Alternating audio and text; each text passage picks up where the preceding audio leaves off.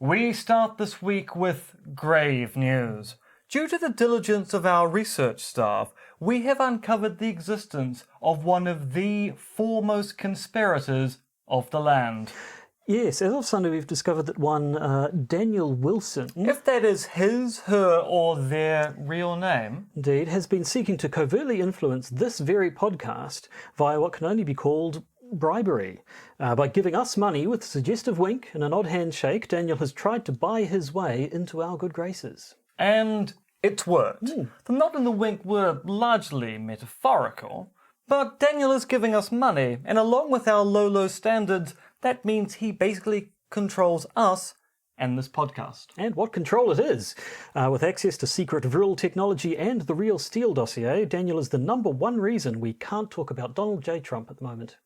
Yes, he's the reason we can't talk about him, and no one else entirely.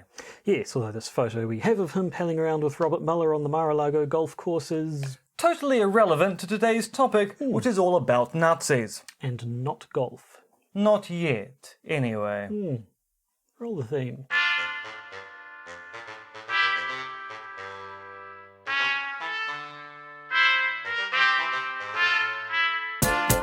The Podcaster's Guide to the Conspiracy, brought to you today by Josh Addison and Dr. M. Dentith. Hello and welcome to the Podcaster's Guide to the Conspiracy. I am Josh Addison, and sitting next to me looking rather worse for wear is Dr. M. Dentith. Yes, it turns out you go around punching Nazis and sometimes they punch back. Although in this particular case, now it's probably worth pointing out to our podcast listeners who, unlike our vodcast viewers, cannot see that Dr. Dentith is sporting a rather glorious shiner and indeed some slightly scuffed up knuckles. It's true, there was a very fascist bit of pavement on my daily run, and it showed me what for.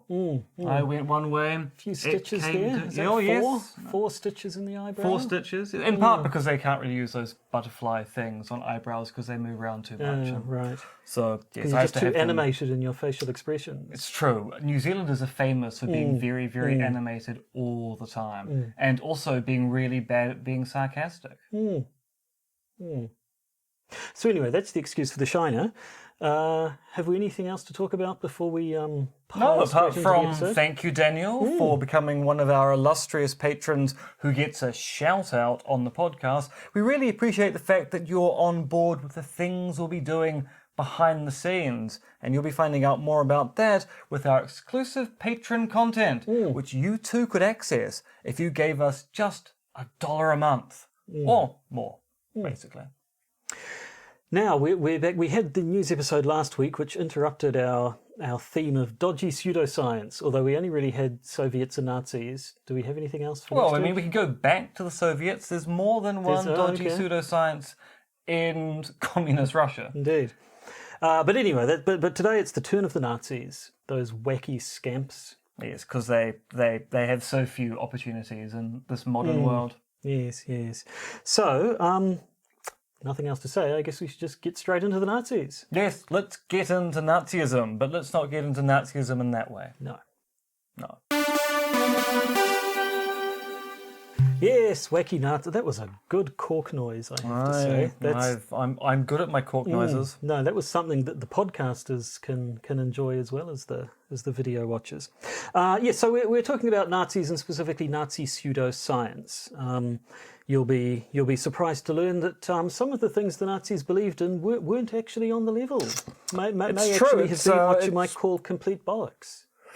It is quite shocking when you consider how the Nazis have been remembered by history. Yes. That it turns out they believed an awful lot of nonsense. Which works for us, though, because we now get to talk about it. And much like the Lysenkoism before, I think we'll see that there's a fair bit of science as propaganda, which, if not 100% conspiratorial, at least there's the element of perhaps that some people knowing that actually maybe we are talking a load of bollocks, but it's the kind of bollocks that supports our politics. Well, yes, So and actually we'll one of the things we'll be talking about, which is the role of occult knowledge in Nazism. It's fairly clear there were divides in the Nazi party itself, as to whether this was complete nonsense no one should spend money on, those who believed it wholeheartedly, and those who went, it is complete nonsense, and yet at the same time kind of serves a political purpose, so ostensibly we'll say we believe in it, even though privately we're going, oh, Himmler, what are you doing? What wasn't he doing, quite frankly? Not being controlled by Aleister Crowley, despite what the great beast may have believed. So, I mean, where to start? We've talked about eugenics before. Yeah, we have to start with the Shoah. We have to start with the Holocaust. Well, yes, we do. Nazi race science, or Nazi race or pseudoscience, kind of is the thing they're really, it's kind of their brand. It's what they're known for. Yeah. So, I mean, we talked, it was a while ago now, episode 122, I believe, we talked about eugenics and conspiracy theories around sort of social engineering and what have you. And basically the thing about eugenics that you kind of need to remember is that everyone was into it for a while. Just the Nazis were really into it. Yeah, the Nazis came along and actually showed everyone what the logical conclusion of that sort of thing is, and everybody else sort of went, ooh, yeah. Now, for those of you who, for some reason, don't know what the Holocaust was, or what eugenics is kind of a genetic template for breeding a better human being, using genetics to improve the lot through either forced breeding, sterilization, arranged marriages, and the like. And in the early 20th century, it was a fairly popular idea that we could breed problems out of the human race, whether that were disabilities on one hand or being prone to disease on another hand, through eugenics. And people, they formed societies. They were quite keen on the idea. More than one nation state had pro-eugenic policies in their healthcare systems. But then the Nazis came along with their very special and attentive view on the Jewish people. Yes, or in general, it's all Gypsies? Well, yeah. There were a whole lot of people who got it in the neck. And yes, eugenics sounds like a nice idea when you're talking about making the human race at large sort of, stronger and less prone to disease and so on. But when you start coming from a position where sort of certain races are inherently superior to other races, and then suddenly genetics becomes about essentially eradicating certain races and breeding out, or breeding in rather, other ones, things tend to get dodgy very quickly. I mean, one of the things we did point out back when we first talked about it, the woman who founded Planned Parenthood in America was a eugenicist, and so in that case it was kind of, as was the person who founded the Plunkett Society in this country. So it was kind of about it was sort of nice in quote marks eugenics. It was the sort of non-coercive look. Hey, we have poor people perhaps having babies that they have trouble affording to care for. So maybe if we made it really easy easy access to, say, contraception, then there wouldn't be so many unplanned pregnancies and not so many of those inconvenient poor people, which already is starting to sound a little bit dodgy. And herein lies the big problem with eugenics. Eugenics is based upon there being desirable characteristics you either want to keep or undesirable characteristics you want to get rid of. And what counts as desirable or undesirable is not a biological category, it's a social construction. And so eugenics is in theory about breeding the better biological organism using decisions based upon the society in which you live. And if you're a German of a particular stripe at a particular point in time, not being Jewish but being Aryan is really important, so you want to breed those characteristics which are Jewish out of the population. Now that's not biology, that's really bad applied sociology. But yeah, we've talked about eugenics before. It led to the Holocaust. It's very depressing. So maybe we don't like it. We don't want to ruffle too many feathers. But here at the Podcasters Guide to the Conspiracy, we're unequivocally against Nazism and the Holocaust and Indeed. Eugenics, really. Yeah. But we can possibly have a little more fun if we start talking about the more wacky, sort of occulty, sciencey stuff. Now, I should point out, there are going to be certain listeners to this podcast and certain people in general who are going to go, oh, this occult stuff about the Nazis, it's really, really overstated, because there has been a kind of tendency in recent work on Nazism to really focus on weird beliefs they had with regard to drugs and also with regard to the occult. And people go, oh, people just try to explain everything about Nazism on Himmler's weird beliefs about X or Y. Now, it is true, a lot of people probably put too much focus on the occult beliefs of the Nazis. But the thing is, some of these people really did believe these things. And some of these theories are really quite fascinating examples of pseudosciences, which do tie into our particular topic about talking about conspiracy. So perhaps we should start. There are these sort of underlying tenets of the Nazi archaeological/occulty project. We'll see that there was quite a big project to try and find, to sort of go back through archaeological evidence and sort of try and build up a history of the Aryan race, to show that throughout human history the Aryans were sort of a superior people, or that present day being World War II era Germany, present day Germans could be shown to be descended from superior lines of people in the past. And this kind of thinking still goes on today. So one of the big things about the alt-right and the way they talk about ancient Rome and ancient Greece as being monocultures of white people being dominant in their particular regions is a case of recasting history to say there's continuity between now and the ancestors we're really, really impressed by. Because there are people in the alt-right who go, well, no, there were no dark-skinned Romans. There were no proper African Greeks. It's a case of, well, actually there were. It's just that in the 20th century, there was an attempt to recast history to give continuity from the ancient period to now. And a lot of that stuff is still in the history books because it wasn't quite questioned at the right time. So, in looking for this evidence, they were sort of applying a bunch of sort of principles, I guess, that guided everything. There's quite a good article on Wikipedia about Nazi archaeology in this, and they go through these tenets. So they talk about culture circles, Kulturkreis, I guess, which is the theory that basically, when you look at a region on the map, if you want to say sort of what ethnicity that region is, or sort of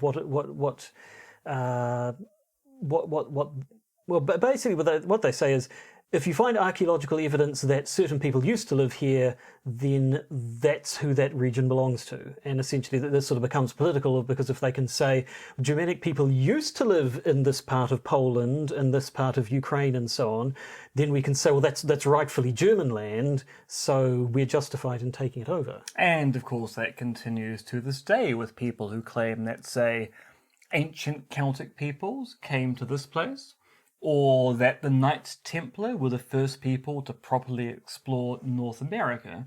That's part of making a claim of, oh, they were there first, or they did the important work first. Ipso facto, it must be their land. Next is the social diffusion theory, which is the theory that cultural diffusion is basically a nice process. Cultures... characteristics or technologies or whatever, parts of cultures are sort of disseminated amongst others through a process of just sort of influence, and more advanced people just sort of rubbing off on the less advanced people, which allows them to say essentially that the Germanic people in the past, they did everything the nice way. They weren't like those old Romans or those barbarous French or the Goths or whatever running around destroying other people's cultures to assert their superiority. The Germanic people were just, naturally superior all along, and their influence on the world around them can be seen as as sort of a positive reinforcing. Yeah, it's the idea that a German walks into a Gaulish village and the Gauls go, oh, that German's pretty hip and cool. We want to be like that. And suddenly that Gaulish village is Berlin 2.0. Another theory was the idea of worldview sciences. Should I have a try at this one? Weltanschauungswissenschaften. I think Wissenschaft is science. I know that much. Anyway, worldview sciences, which gives the idea that culture and science are are intertwined. So it kind of rejects the idea of there being some sort of objective truth that's the same for everyone that science is sort of trying to find. It's more about the idea that cultural models such as sagas, stories, and legends should be not only reincorporated into mainstream culture, but the guiding principle in Germany must be to emphasize the high cultural level and the cultural self-sufficiency of the Germanic people, according to my notes here. So it's for one thing, it's the justification or possibly the motivation for getting into these older symbols, the runic stylings of the SS symbol, the swastika itself, which of course is a symbol that had been around for a very long time before the Nazis appropriated it. And then we get the pure German man, the theory of the pure German man, which kind of raises eyebrows straight away from our perspective. Not that eyebrow. No, you keep that one as it is. Possibly we should also point out you've a cracked rib or two there as well. I do, yeah. So if we find you clamming up at some time, it's possibly because or I start clutching my breast. It's not for the usual reason. It's because of pain. No, normally I clutch it because I just quite like touching it. Yeah, and who wouldn't really? But yes, so this is another sort of an idea specific to the Germans, to the Aryan people. The idea is that that the Aryan race is a pure race that has survived from prehistoric times and starts getting into more it's dodgy enough already, but more silly, quite frankly, theories, as we'll see in a minute, when it gets to the idea that the Aryan race is descended from races that have been around for a very long time, that survived a past cataclysm, possibly the destruction of Atlantis, possibly something else. I prefer Lemuria myself, indeed, but it's because like I'm a non-traditionalist when it comes to apocalyptic floods and destructions of non-existent continents. And so has therefore been around for a very, very long time, which allows them to go back, as we'll see, and look at older cultures and say, oh, look, so you can see there's a Germanic influence in there, this very old culture that appears to have absolutely nothing to do with modern-day Germans. You can see because they're coming from the idea that this line of ancestry or lineage, that's kind of a word, isn't it? That means line and means ancestry, has been around for so long, therefore it will show its signs later on. Now, of course, it's important to note that all of this stuff, when it was being promoted by the Nazis in the 30s and 40s, was also associated with a claim of conspiracy, because mainstream academic work, both in Germany and outside of Germany, denied most of this. And so the Nazi response was, oh, that is a conspiracy by the liberals, essentially, to hide the truth. They're presenting fake news. The real history of the world, the real history of the German people, and the destiny of the German people is tied up in all of these particular theories. So people knew in the party that academics kind of disagreed, but they went, well, you know, that's academics for you. And you'll be aware, if you're savvy about things on the internet, there's been a lot of talk recently about how there was an institute in Berlin which basically studied transgender people. And the Nazis basically tore it down and burnt all of the literature in it because the Nazis had a particular view on LGBTQI issues, which they then justified by reference to these pseudoscientific beliefs. And the easiest way to promote those beliefs was to remove evidence of other beliefs and also the history of those beliefs over time. And that brings us to the Ahnenerbe, the short name of the... I might need a run-up for this, but the Deutsches Ahnenerbe Studiengesellschaft für Geistergeschichte, Or, as we say in English, the Society for the Study of the History of Primeval Ideas. Yes, now, the Ahnenerbe is basically where a lot of the Nazi occult stuff we see in fiction comes from. This, your Indiana Jones. If you've played the Uncharted series of video games, the Ahnenerbe gets name dropped in particular in one of them.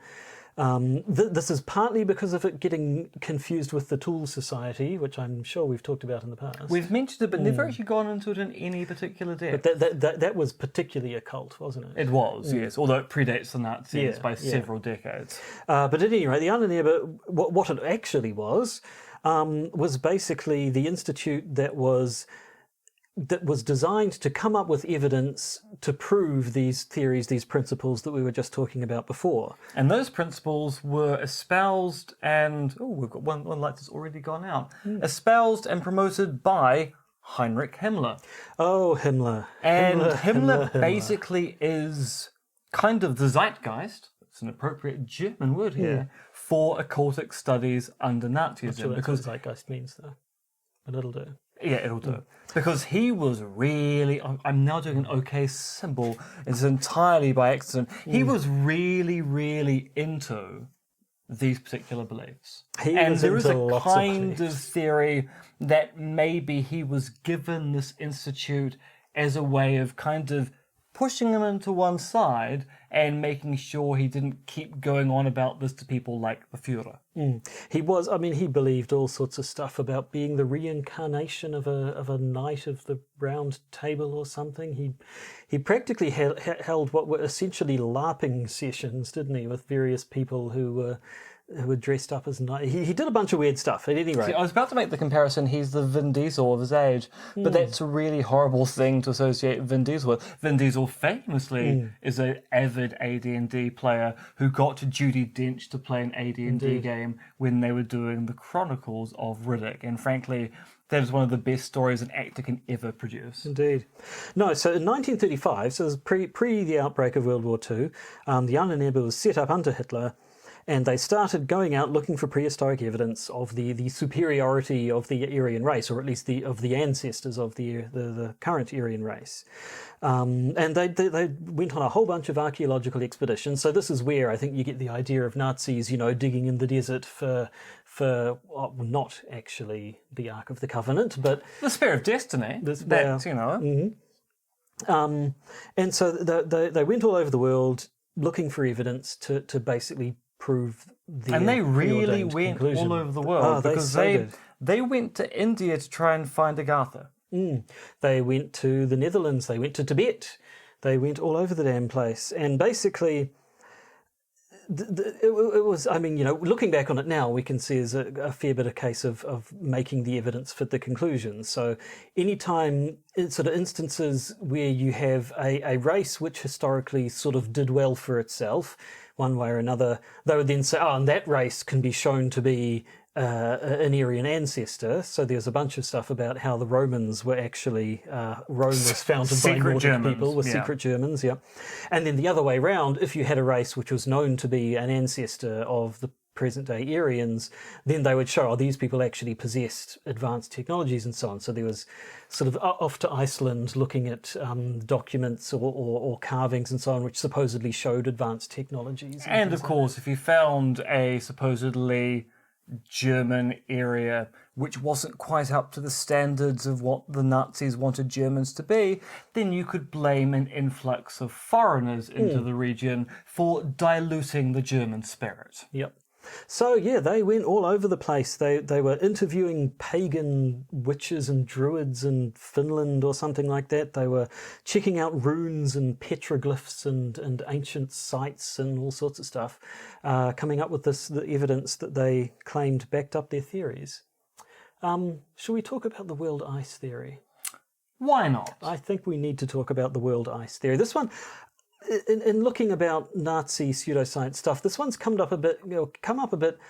I'm not 100% sure how central it was to these sorts of theories, and whether it gets more press because it's the wacky, at the wackier end of theories, or whether it was a central thing. But the world ice theory was sort of a cosmological theory that an Austrian engineer came up with.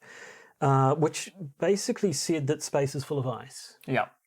Filled with ice, orbiting around our sun. That the solar system was formed by the sun colliding with another star that was full of water or something, and so that after the formation of all the planets, we were left with these big chunks of ice all over the place in space. And every so often, the ice would rain down on Earth, and that was responsible for the various cataclysms which had shaped human history. And so this is where the idea that possibly Atlantis and its destruction was one of these cataclysms, and the idea that these Nordic ancestor races were, presumably due to their advanced knowledge and superior technology and so on, able to survive this cataclysm and survive into the present day as the ancestors of the Germanic people. Yeah. So you heard it here first. Aryans came from Atlantis. And survived plagues of icy storms. So, I mean, we could spend a long time pointing at this stuff and laughing. We could spend a long time pointing at Himmler and laughing, because he was just a because I mean, the fate guy. of Himmler itself is quite fascinating. Himmler goes to Scotland on a plane to negotiate some kind of peace deal and gets arrested as soon as he arrives. Aleister Crowley claims he cast a spell that summoned Himmler to Scotland. And it's one of those situations where Himmler was really into the occult, Crowley was into the occult. What's the more ridiculous story here? I think the solar system being full of chunks of ice raining down on us. Probably more ridiculous. You can have more than... You can have complementary ridiculous theories. Well, yes, no, that is true. Yeah. That is true. But so, I mean, we can point and laugh and say, some of this is just flat out silly. Some of this is or most of this is clearly bad science. It's starting from a conclusion and trying to make the evidence fit it.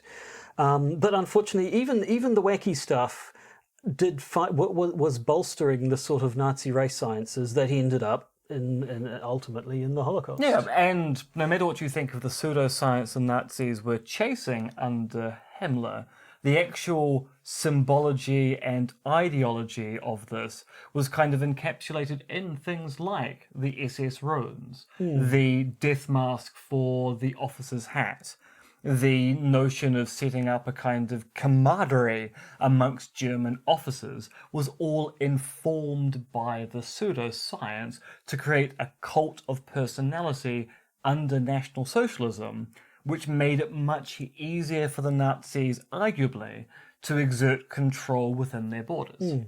Now, I mean, there was one example. Himmler himself apparently claimed that some of the bog people, the sort of dead bodies that were found preserved in peat bogs around England and Europe, which at least some of them, the ones that I'm aware of, had appeared to have been ritualistically killed and dumped in the bogs. And Himmler claimed that these people had been killed for being homosexuals. Yeah.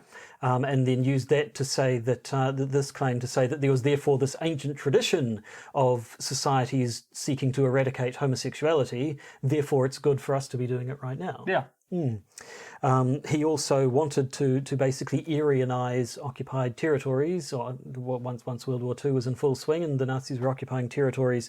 So what we talked about before, territories which they reckoned archaeology proved were actually Germanic territories.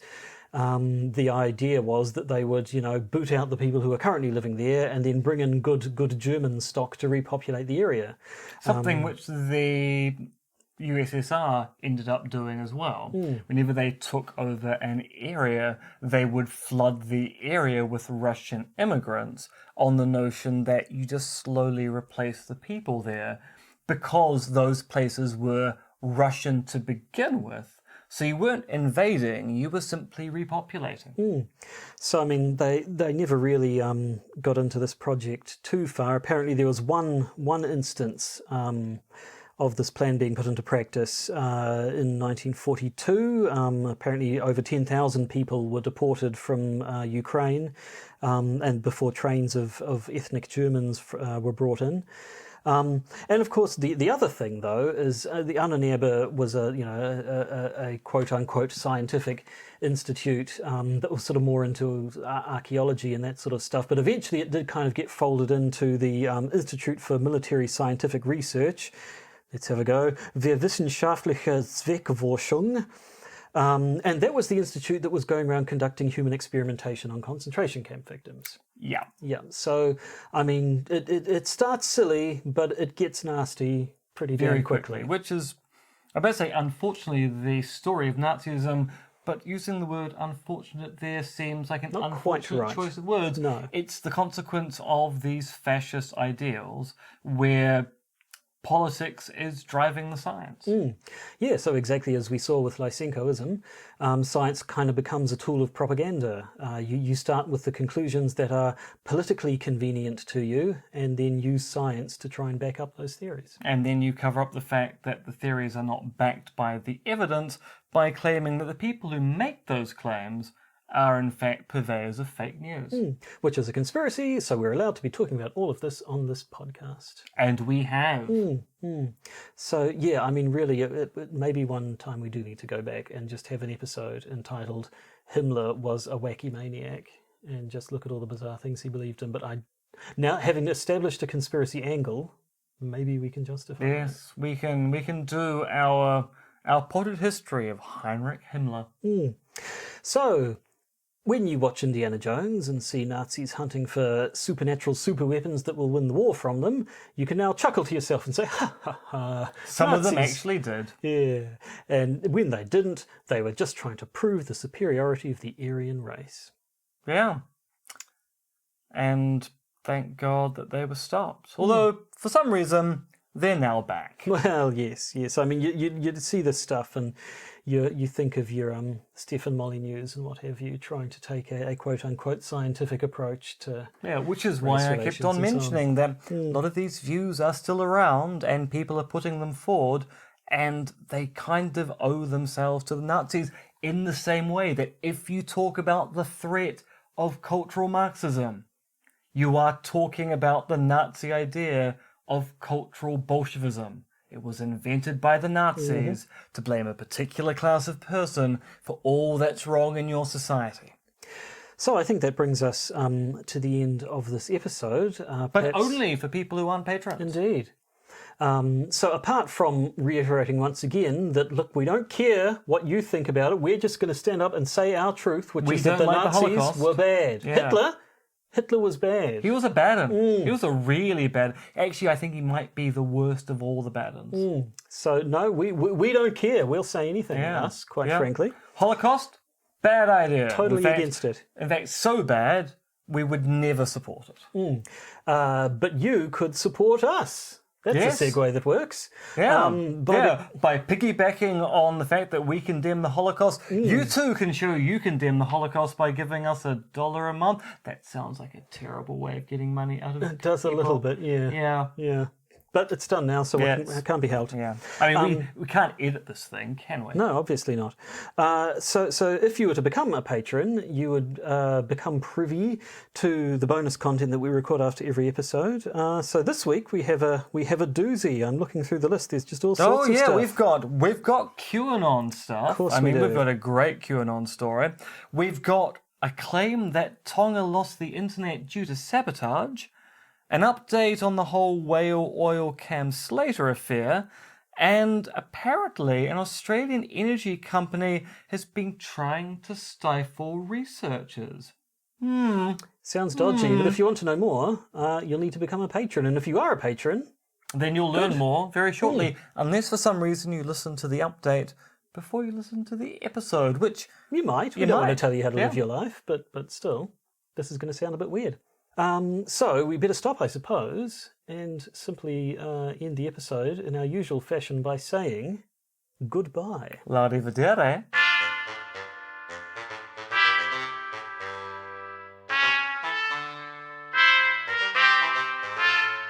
You've been listening to the Podcaster's Guide to the Conspiracy, starring Josh Addison and Dr. M.R.X. Denton, which is written, researched, recorded, and produced by Josh and M. You can support the podcast by becoming a patron via its Podbean or Patreon campaigns. And if you need to get in contact with either Josh or Em, you can email them at podcastconspiracy@gmail.com or check their Twitter accounts, Monkey Fluids and Conspiracism.